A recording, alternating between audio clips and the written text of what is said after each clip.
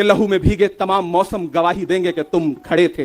एक आखिरी नज्म सुना करके मैं आपसे विदा लूंगा कि लहू में भीगे तमाम मौसम गवाही देंगे कि तुम खड़े थे। शहर का सूरज गवाही देगा कि जब अंधेरों की कोख से निकलने वाले ये सोचते थे कि कोई जुगनू बचा नहीं है, तो तुम खड़े थे, तुम खड़े थे। तुम्हारी आंखों के ताकचों में जलती मशालों ने नई मनाजिल हमें दिखाई। तुम्हारे भाई, तुम्हारी बहनें, तुम्हारी माएं, तुम्हारी मिट्टी का जर्रा जर्रा गवाही देगा कि तुम खड़े थे। हमारी धरती के जिस्म से जब हवस के मारे ये सोचते थे कि सियाह जोंकों की तरह चिमटे, तो तुम खड़े थे। तुम्हारी हिम्मत, तुम्हारी अजमत और इस्तकामत तो वो हिमालय है कि जिसकी चोटी तलक पहुंचना न पहले बस में रहा किसी के, न आने वाले दिनों में होगा। किस बात की माफी?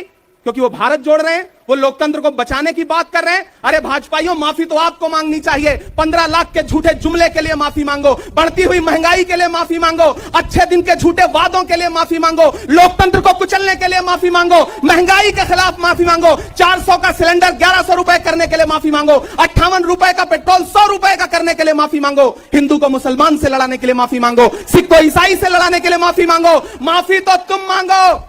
और अगर तुम ये कहते हो कि राहुल गांधी ने विदेश में जाकर के भारत का अपमान किया, तो प्रधानमंत्री जी, मैं आपसे पूछना चाहता हूं कि जब दोहा में, शंघाई में, कैलिफोर्निया में, अमेरिका में खड़े होकर के आप कह रहे थे कि भारत तो सपेरों का देश है, भारत में पैदा होना तो पाप है, प्रधानमंत्री जी, माफी तो आपको मांगनी चाहिए। यह जुल्म है कि जुल्म को कहता हूं साफ जुल्म, यह जुल्म है कि जुल्म को कहता हूं साफ जुल्म। क्या जुल्म कर रहा हूं? मुझे मार दीजिए।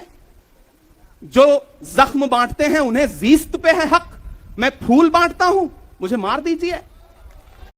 फिर उसके बाद हिंदुस्तान वालों, फिर उसके बाद शहर में नाचेगा हू का शोर, फिर उसके बाद शहर में नाचेगा हू का शोर, मैं आखिरी सदा हूं, मुझे मार दीजिए। मेरे भाई, इस देश के लोकतंत्र को बचाने के लिए जो सबसे बड़ी आवाज है इस देश के, उसको मारने की, उसको कुचलने की जो कोशिश है, उसके खिलाफ आपको खड़ा तो होना पड़ेगा, आपको बोलना तो पड़ेगा। मैं कभी कभी सोचता हूं कि जब मैं कभी समाधि पर जाऊं तो क्या मुंह दिखाऊंगा महात्मा गांधी को, मैं क्या मुंह दिखाऊंगा राजीव जी को, हम क्या मुंह दिखा।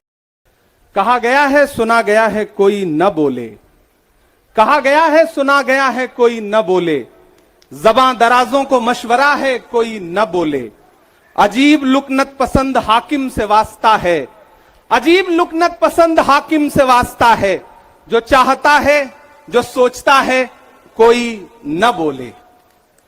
हमारी दाईं तरफ इस सदी का सबसे बड़ा फकीर सोया हुआ है। मैं उनकी समाधि से बिल्कुल करीब खड़ा होकर के संकल्प सत्याग्रह में मेरी आंखों के सामने तपती दोपहरी में बड़ी तादाद में मौजूद कांग्रेस पार्टी के सिपाहियों को सलाम करता हूं। नवरात्रि चल रही है, रमजान चल रहा है, मैं रोजे की हालत में हूं। आप तमाम साथी ऐसे होंगे जिन्होंने नवरात्रि के व्रत रखे होंगे, और इस पवित्र सप्ताह के बीच में हम खड़े हैं एक हाकिम की सनक के से उपजे हुए एक फैसले के खिलाफ। दोस्तों, भारत के लोकतंत्र के लिए एक मुश्किल लम्हा है ये।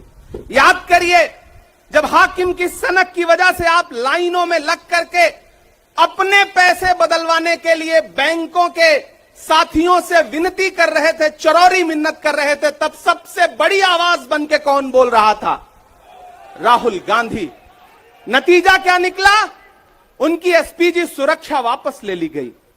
याद करिए, जब गब्बर सिंह टैक्स लगा करके छोटे व्यापारियों को बर्बाद करने का सपना पाला था इस सरकार ने, तो सबसे मजबूत आवाज बन के कौन बोल रहा था? राहुल गांधी। नतीजा क्या निकला?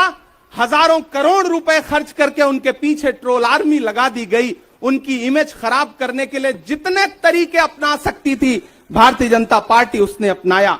याद करिए कि जब राफेल के मुद्दे पर, राफेल में हुई लूट के खिलाफ एक अकेला शख्स पूरे देश में खड़ा होकर के चौकीदार से पूछ रहा था कि आपकी चौकीदारी का सवाल है, बताइए सच्चाई क्या है, तब उनके पीछे 55 घंटे उन्हें ईडी के ऑफिस में बिठा करके पूछताछ की गई। मेरे भाई, उस शख्स ने क्या गुनाह किया? क्या कसूर है उनका? उनका कसूर इतना है कि जब देश में नफरतें सर चढ़ करके बोल रही थी तो उस शख्स ने कहा कि मैं भारत जोड़ने के लिए अपने पैर के